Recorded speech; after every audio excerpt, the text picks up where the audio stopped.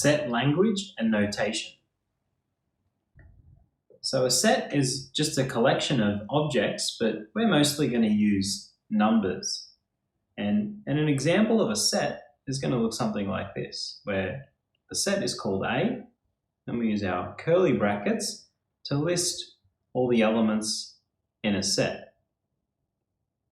So we've got 1, 3, 5, 7, and 9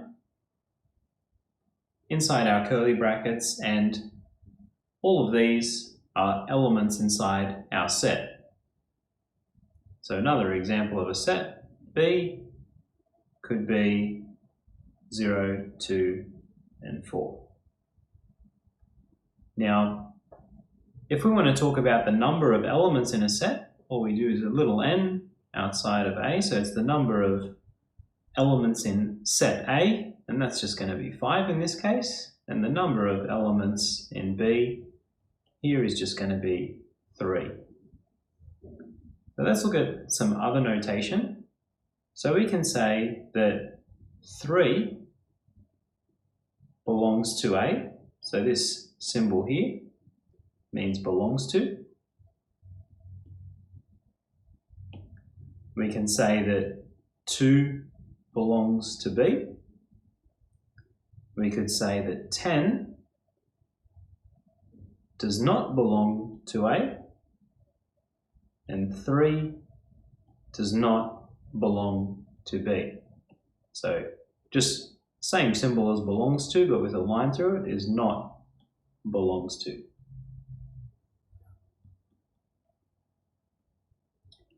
So here, with our two sets here, we've shown two finite sets where the sets have a certain amount of elements, but we can also have infinite sets as well. So something like x equals 1, 2, 3, 4, and if it's infinite, we can just say ... and we can see an infinite set here. So we can also have a universal set, which is a set of all possible values. And a universal set we can denote with a capital letter, usually E. Let's have a look at two more sets. Let's look at A with the elements 0, 1, 2, 3, and 4. So this is a finite set. Let's look at B with elements 3 and 4. So here we can say that B is a subset of A, so it's like a C kind of looking symbol, and so this one means subset, and B is a subset of A because it has elements that are in A. So B has elements that are in A. We can also say A is not a subset of B because it has extra values to B. This one is not a subset.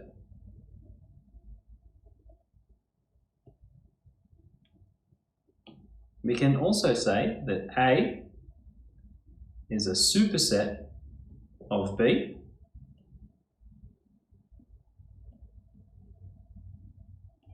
and A is a superset of B because it has the elements of B with extra elements. And finally, we can say that B is not a superset of A.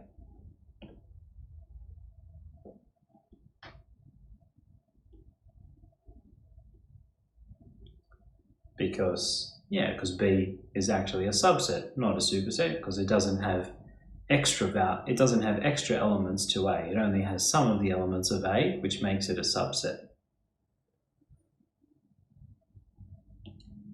So let's look at another two sets. So let's look at 2, 3, 4 for A, and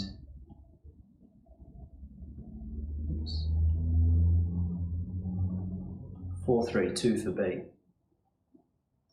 So here we can say that A equals B because the elements don't have to be in the same order, they just have to contain the same elements.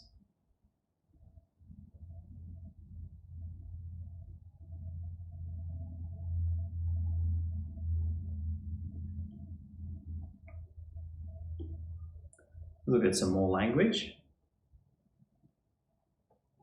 So we can say we can have a complement of a set, which is going to be every possible, we can have a universal set minus the set A. So remember, a universal set is all possibilities minus the set of A would equal the complement of A. Let's have a look. So let's look at a universal set of all positive numbers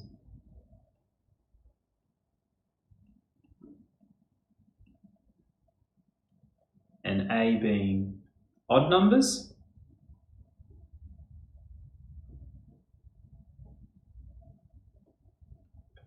So this would mean that the complement of A, so the complement of A is everything that's not in A. And everything not in A would obviously be even numbers, and you can see that if we had the complement of A, we could describe as E minus A would leave us with the set of all even numbers.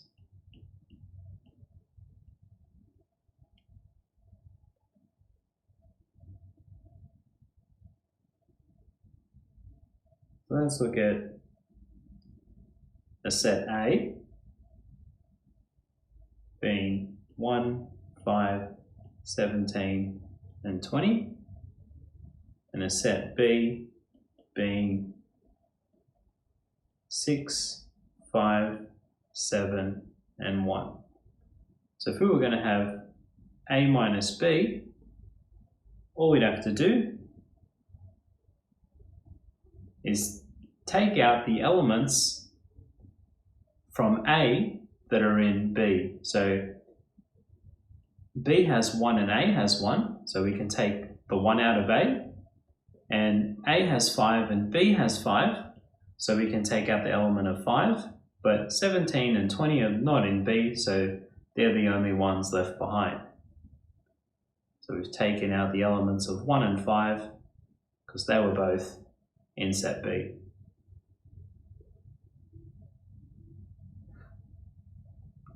Now, let's have a look at A intersection B. So this symbol here is for intersection. And you can think of the word "and" when you see this symbol. So what are the elements that are both in A and B? Well, that's 1 and 5. What about this symbol here with a U? Looks like a U. This symbol here stands for union. And you can think of this one as an OR. So it's the ones, it'll be the elements that are in A or B. So if we do this, we get 1, 5, 17, 20, 6, and 7. So we've just taken the elements that are in A or B. But it doesn't matter. We just, even though they both have 1 and both have 5, we only write 1, 1 and 1, 5. We can also have an empty set.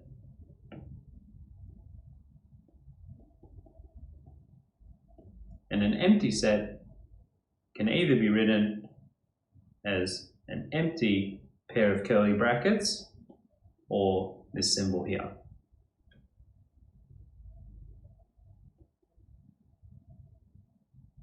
The intersection can be thought of as a Venn diagram where we have our elements A and B in here, and the intersection is the part that's in both A and B. And the union can be thought of, so if we have A and B, are the ones in both A and B, so everything in A and B.